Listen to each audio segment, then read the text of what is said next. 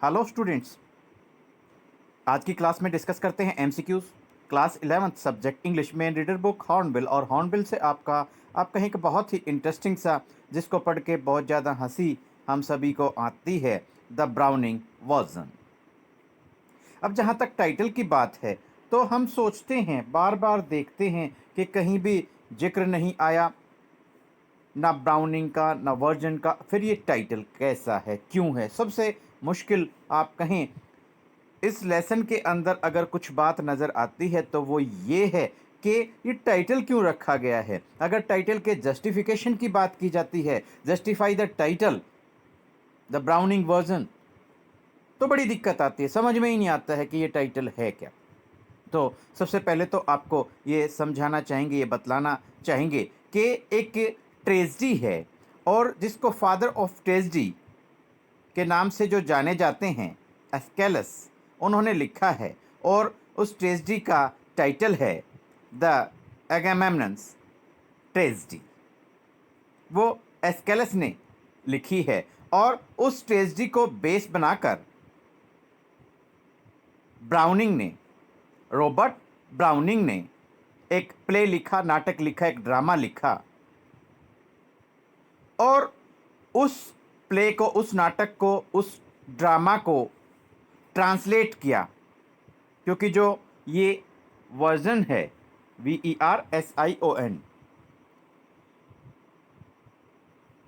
इसका मतलब होता है ट्रांसलेशन, अनुवाद। तो रॉबर्ट ब्राउनिंग के उस प्ले का, उस नाटक का अनुवाद टेरेंस रेटिंगन ने किया है, जो हमारे इस लेसन द ब्राउनिंग वर्जन के राइटर हैं, टेरेंस रेटिंगन। उन्होंने अनुवाद किया है, इसलिए इस लेसन का जो टाइटल है, नेम है, वो द ब्राउनिंग वर्जन रखा गया है। चलिए स्टार्ट करते हैं। Who is the author of the chapter the Browning version. तो यहाँ चॉइसेस आपको देखिए दी गई हैं, 4 चॉइसेस आपको मिली हैं। करेक्ट आपका आंसर है टेरेंस रेटिंगन। बिल्कुल हम टाइम वेस्ट नहीं करेंगे, फटाफट ये वीडियो हम अपनी कंप्लीट करते हैं। ये वॉल्यूम 1 है, वॉल्यूम 2 आपको जल्दी आपके अपने channel, YouTube channel just fun with English with Ashok Kumar and Sujata पर मिल जाएगी। What is the age of Taplow? Taplow की एज कितनी है, ये हमें याद रखना है। चॉइस आपकी करेक्ट है ए, 16 ईयर्स। टेप्लो 16 साल का एक स्टूडेंट है, लड़का है। What does Frank do? अब फ्रैंक क्या है? Who is Frank? ऐसे भी क्वेश्चन आपसे पूछा जा सकता है। तो Frank is the name of an another teacher. एक दूसरे अध्यापक का नाम है फ्रैंक।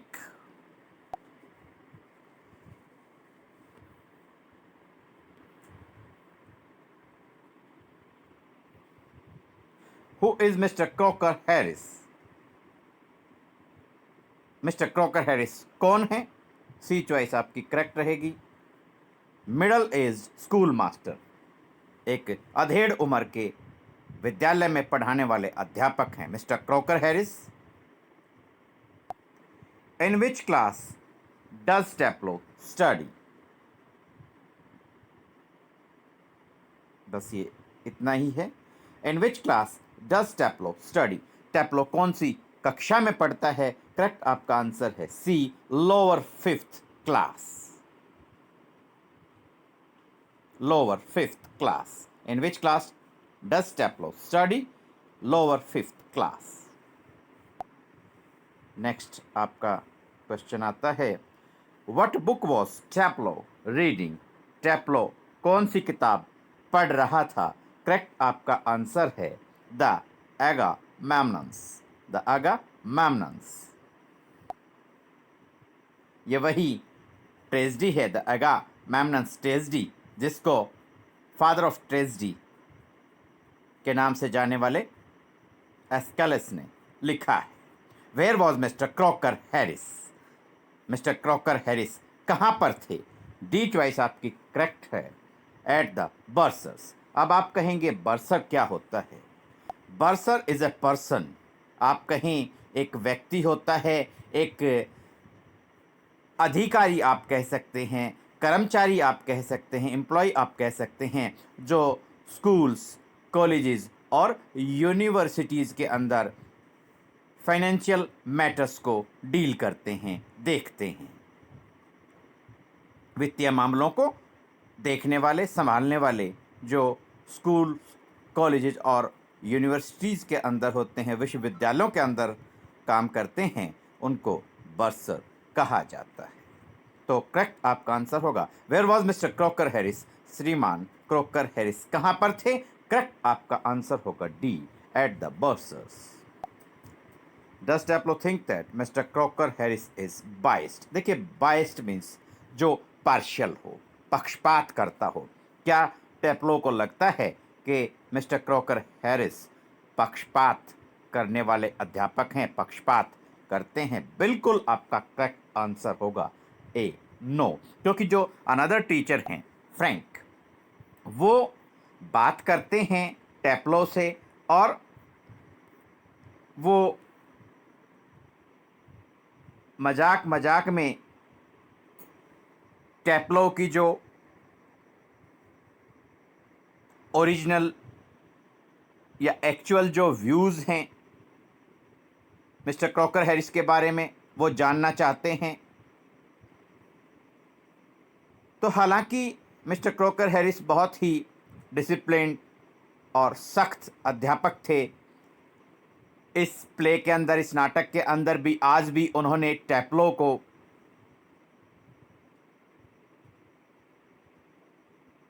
स्कूल बुलाया हुआ है मिलने के लिए। वो काफ़ी सख्त थे। रिजल्ट्स क्या होंगे, परिणाम क्या होंगे, इसका कोई अंदाज़ा टेप्लो को नहीं है। वो पास होगा या फेल होगा।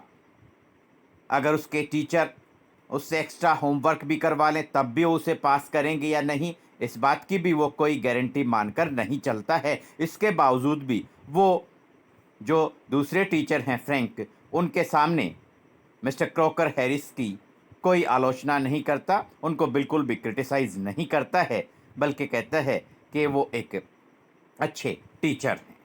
तो यहाँ एक स्टूडेंट के रूप में जो, अगर आप कहें तो टेप्लो है, वो एक बहुत अच्छा स्टूडेंट है जो अपने टीचर्स का बहुत ज़्यादा रिगार्ड करता है। Who was एगामेम्नस? एगामेम्नस कौन थे?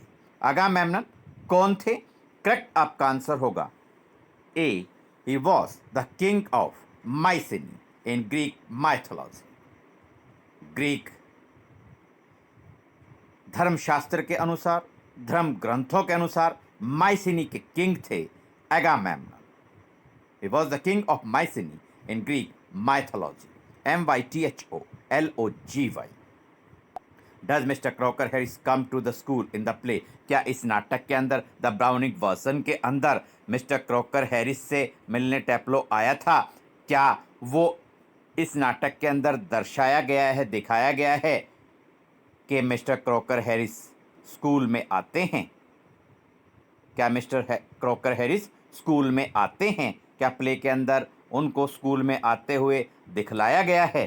करेक्ट आपका आंसर होगा बी, नो, नहीं, उनको स्कूल में आते हुए नहीं दिखलाया गया है। What was Millie? MILLIE, Millie. Who was Millie? Millie was mister Crocker Harris wife. श्रीमान क्रॉकर हैरिस की पत्नी का नाम मिली था। What was Millie carrying when she entered the classroom? जब मिली क्लासरूम में आती हैं तो उनके हाथ में क्या था? आप ये सी चॉइस आपकी करेक्ट रहेगी, बास्केट या आप कहें shopping basket. She was carrying a shopping basket in her hand when she entered the classroom. How would you describe Millie Crocker Harris? Millie Crocker Harris को आप किस प्रकार दर्शाएंगे? वो कैसी लगती थी, कैसी दिखती थी? करेक्ट आपका आंसर होगा डी, डी चॉइस आपकी करेक्ट है।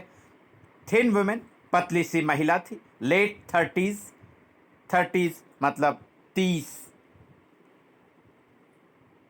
की जो उम्र है उसके लेट बाद वाले भाग में आप कहें, जैसे 35 से पहले पहले, 35 से पहले पहले जो एज होगी वो अर्ली 30s कहा जाएगा, और उसके बाद में जो एज होगी उसको लेट 30s कहा जाएगा। तो लेट 30s उनकी एज है, उम्र है, और स्मार्टली ड्रेस्ड हैं, यानी कि उन्होंने काफ़ी अच्छी जो पोशाक है वो पहन रखी है। करेक्ट आपका आंसर होगा thin women, late 30s, smartly dressed. Thin women in her late 30s and smartly dressed. What is the name of Mr. Crocker Harris wife? श्रीमान क्रोकर हैरिस की पत्नी का क्या नाम था? करेक्ट आपका आंसर हो जाएगा ए चॉइस करेक्ट है, Millie, MILLIE। Millie was the name of mister Crocker Harris wife. What short name does Taplow call Mr. Crocker Harris in his absence?